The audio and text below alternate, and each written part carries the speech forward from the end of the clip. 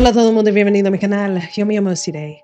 Soy una abogada afro-latina licenciada practicando la ley criminal, pero como todos ustedes, a mí me fascina cuando estamos hablando de casos de crímenes reales. En este video vamos a hablar de los Tepes. Si quieren más video en español, nada más dime allá abajo. Hi everyone and welcome back to my channel. My name is Desiree.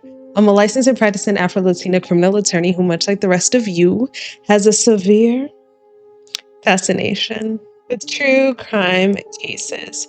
Listen, you guys, unless you've been living under a rock these last few weeks, you absolutely could not have missed this case.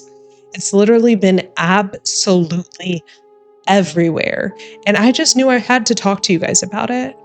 So without further ado, let's go ahead and get into it. This is what we know so far about the case of the Tepes. In the early hours of December 30th of 2025, Monique and Spencer Tepe were shot and killed inside their Columbus, Ohio home, while their two minor children, ages 1 and 4, were inside. Aside from the egregious nature of the act, being that their minor kids, ages 4 and 1, were inside the home, is the fact that Spencer and Monique Tepe got married in this home a little over 5 years prior to this incident. Before marrying Spencer, who is a dentist, and we'll get into that in just one moment, Monique was actually married to another man, Dr. Michael McKee. And if I didn't say this already, Dr. Michael McKee was a vascular surgeon. The pair shared no children. By all accounts, they were separated 7 months into the marriage, but the official legalization of the divorce did not take place until May of 2017. At the time of the divorce, Monique and Dr. McKee were actually living in completely different states. He was living in Virginia, and she had moved to Ohio. It was reported by a source close to the Tepes that Monique's parents actually had to move her out of their Virginia home while Michael was at work. So over 3 years after she finalized the divorce from Dr. McKee, Monique marries Dr. Tepe on December 13th of 2020. If I didn't say this already, it's said that Monique had met Dr. Tepe on a dating website, dating app, dating something regarding dating. They met, they hit it off, and they ultimately got married and eventually had 2 children. Now, what led authorities to the trail of Dr. McKee, and why would he still be so invested in the life of his ex-wife almost a decade after their divorce was finalized? Video surveillance footage. Viewer discretion is always advised.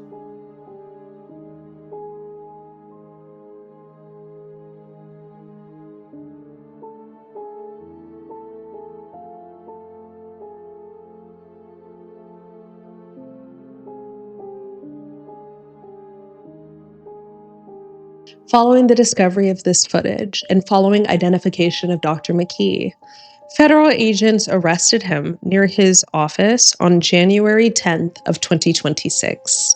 New video for you today. The moment Michael McKee was booked into the Franklin County Jail. You can see he takes his clothes off for a pat down there. He's issued slides for the rest of the booking process. He walks through the office calmly. Now, if I didn't already say this, Dr. McKee's office is situated in Rockford, Illinois. So in order to get him back to face charges for his alleged involvement in these murders, he had to have been extradited. Now, I've talked to you guys about the process of extradition before, but you know, here I am, your favorite person ever, to be your broken record. That just means they moved his body from one state to another. Really, that's what it means. So it's my understanding that he had a hearing, and the hearing was held in Illinois.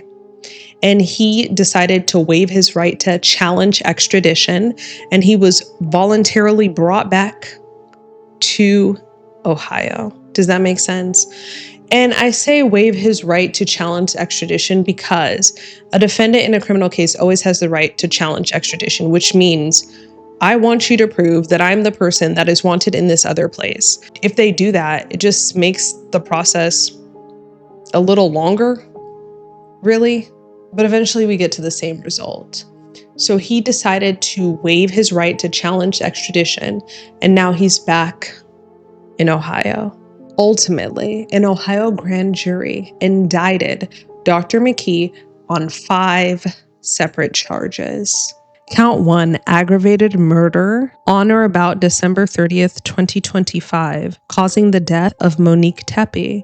Specification 1 to count 1, firearm specification. The grand jury further finds and specifies that Michael McKee had a firearm on or about his person or under his control while committing the offense and used it to facilitate this offense. Specification 2, as to count 1, firearm specification. The grand jury further finds that Dr. McKee had a firearm that was equipped with a firearm muffler or suppressor on or about his person or under his control while committing the offense.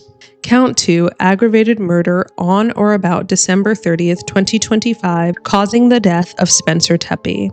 As you guys will notice here, there are the same 2 specifications in count 2 as it relates to causing the death of Dr. Tepe. Count 3, aggravated burglary on or about December 30th of 2025. Jurors of the grand jury of the state of Ohio, duly selected, impaneled, sworn, and charged to inquire of crimes and offenses committed within the body of Franklin County in the state of Ohio, upon their oath do find and present that Michael McKee, late of said county, on or about December 30th, 2025, within the county of Franklin, aforesaid, in violation of 2911.11a of the Ohio Revised Code, did, by force, stealth, or deception, trespass as defined in section 2911.21a1 of the Revised Code in an occupied structure or in a separated, secured, or separately occupied portion of an occupied structure, when Spencer Tepe and or Monique Tepe, a person other than the accomplice, was present with the purpose to commit in the structure or in the separately secured or separately occupied portion